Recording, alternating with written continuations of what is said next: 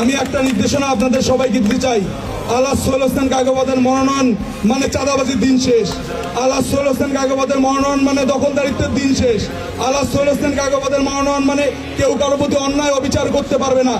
আল্লাহ সোহেল হোসেন কায়কোবাদের মনোনয়ন মানে এই চাঁদাবাজ দখলবাজদের এই কুড়িগ্রাম মাটিতে জায়গা হবে না, সবাইকে কুড়িগ্রাম ছেড়ে পালিয়ে যেতে হবে। আমরা তোমায় ভুলি নাই, আমরা তোমায় ভুলি নাই। তখন মুছে যাবে জীবনটাও রং হারাবে। কে আছো আজ আমার সাথে, সঙ্গ দেবে রাতটা জেগে। বিনিময় শুধু ভালোবাসা, বেঁচে থাকার কারণ